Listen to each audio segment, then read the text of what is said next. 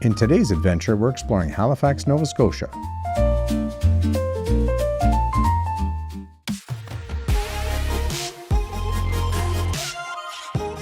What an adventure! Today we're exploring Halifax, Nova Scotia, and we're going to start with a short drive away from Halifax to a Canadian icon.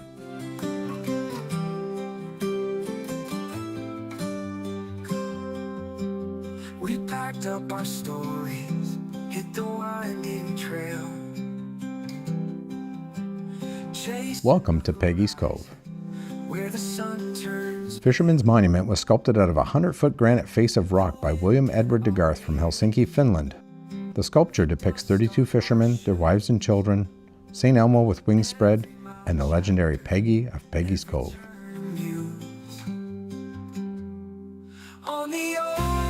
And here it is, one of the most photographed coves in all the world, Peggy's Cove.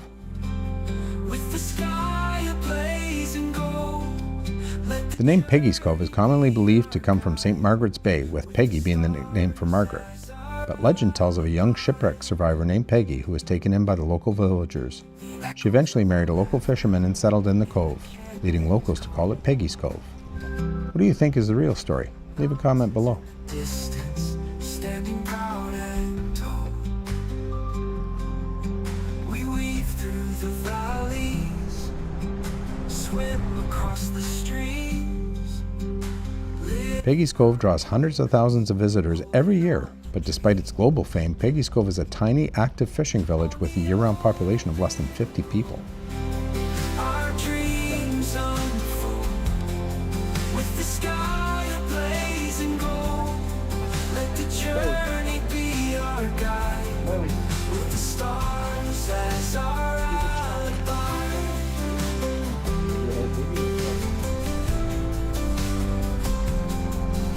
In the quiet of the night, where the whispers stay, we share our secret hopes before they fade away. With each sunrise we rise to a new view. There's magic in the miles running wild and true. On the open road, our dreams. And here it is, the most photographed lighthouse in Canada. Sky ablaze and gold. Now, where have I seen this before?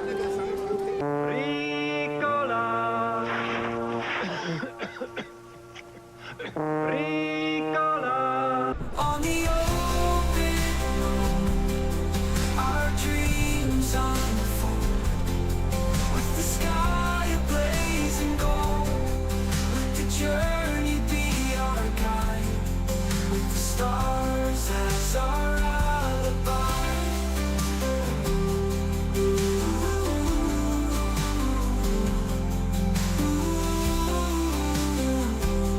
I should have brought a sticker. In the quiet of the night, where the whispers stay, we share secret hopes before they fade away. With each sunrise we rise to a new view. There's magic in the miles running wild and true.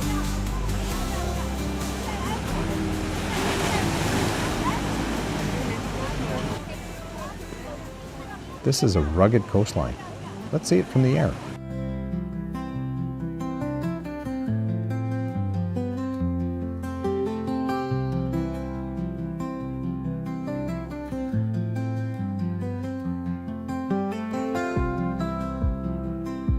The original lighthouse was built in 1868, but was later replaced by the existing lighthouse in 1915 and is known as Peggy's Point Lighthouse.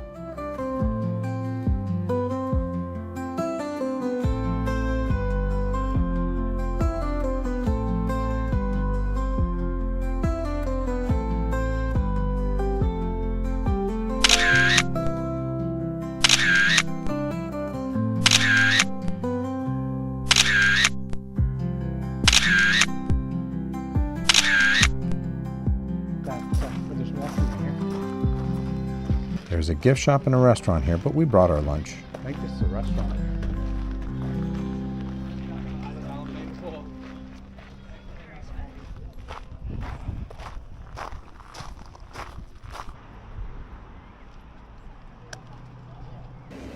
One last look back at Peggy's Cove.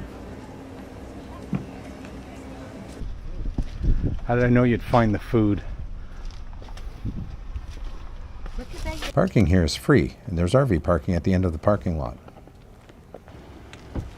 And an amazing view of this rugged coastline.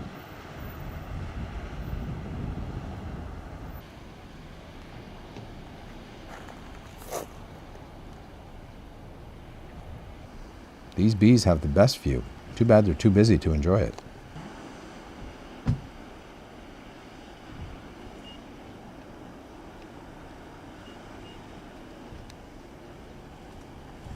Let's hit the road.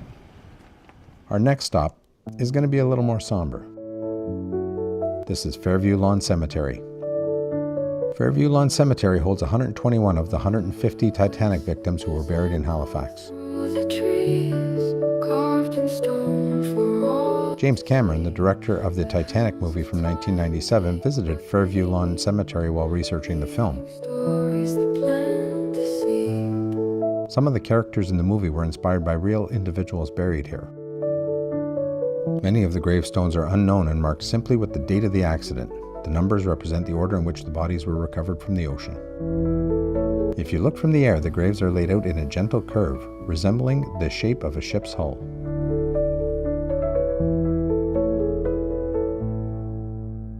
Let's go see what else Halifax has to offer.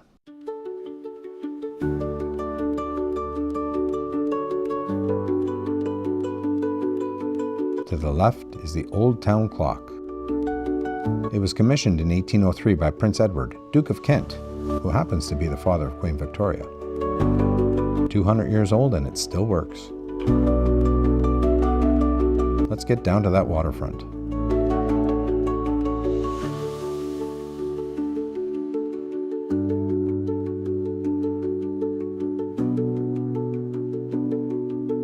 The Halifax Harbour Walk is a vibrant 4-kilometer, 2.5-mile boardwalk that stretches along Halifax's waterfront. It's one of the longest continuous boardwalks in the world. This scenic promenade offers visitors a blend of historical sites, cultural experiences, dining, shopping, and picturesque maritime views.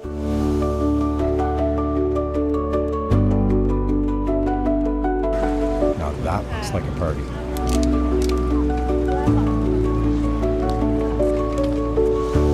Cow's is the most famous ice cream place on the East Coast. Maybe we'll try one later.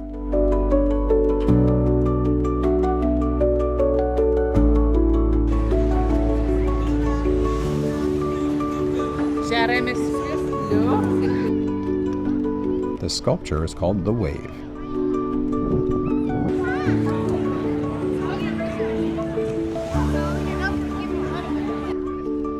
The HMCS Sackville is a Flower-class corvette that served with the Royal Canadian Navy during the Second World War. Now serves as Canada's Naval Memorial.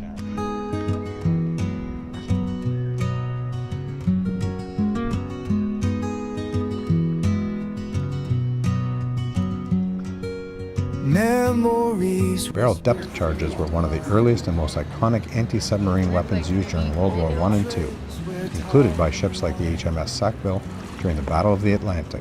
Grandpa's tales of simpler days echo in the No, I thought that we would get on the HMCS Sackville, but it is closed for the day, so we'll have to take a rain check on that one.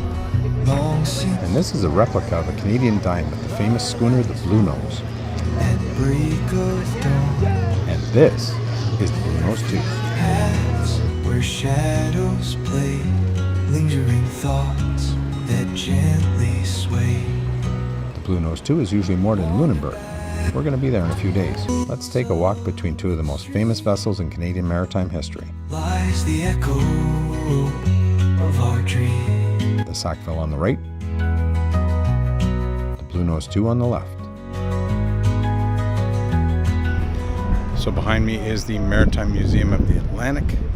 Inside you are going to find parts of the Titanic, as well as parts from boats that were involved in the Halifax explosion. Promise skies would always. This arch commemorates the thousands of Canadian men and women who departed from this very shoreline to serve in Europe during the First World War. Halifax's harbour served as the North American base for deploying over 350,000 Canadian and Allied troops, along with essential supplies. A matching arch in Passchendaele, called the Canadian Memorial, honors the Canadians who departed from Halifax and gave their lives in the liberation of Passchendaele. Backyard nights fading in. Oh, there are a lot of people on that boat. I wonder where it's going. Wander back to moments long. Here we have McNabb Island. Silent rivers we have crossed. And looking up Prince Street, we can see all the way up to the Citadel. The stream Here's another Cow's restaurant. I think it's time for ice cream. of our dreams.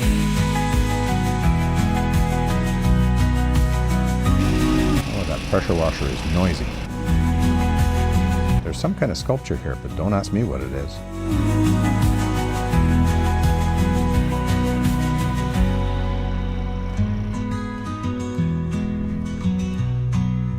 One more look at the Blue Nose 2.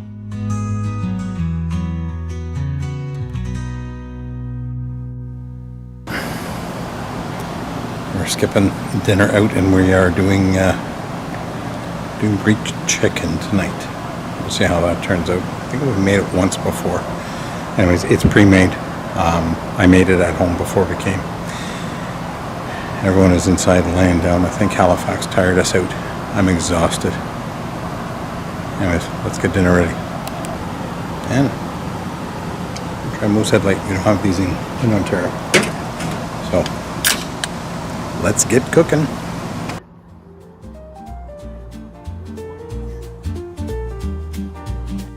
First, we'll cook the chicken. It's been marinating for 2 days in a mixture of olive oil, lemon juice, garlic, and oregano.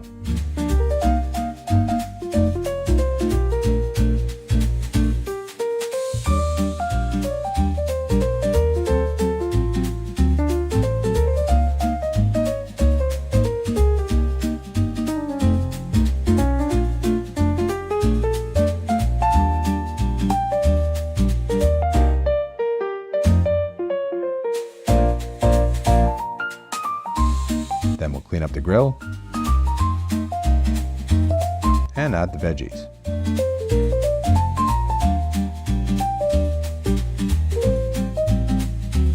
Let's take a little flight around the campsite while we're waiting for dinner. And they have their own beach, tennis and pickleball courts. This campsite is practically right in Halifax. It is water and electric only though. And here they have 5 restored airstreams that you can stay in.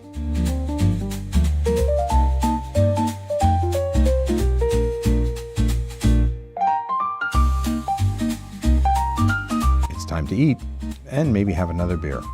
If you were a kid in Canada in the 70s and 80s, I'm sure you recognize the guy in this can. Comment below if you know who he is. We are having a quick campfire and then lights out. We have another busy day tomorrow. On the next one, we're taking one of the most scenic drives in the world, the Cabot Trail. We change campsites and even take a ferry. We find a hidden beach that is the nicest in all of Cape Breton.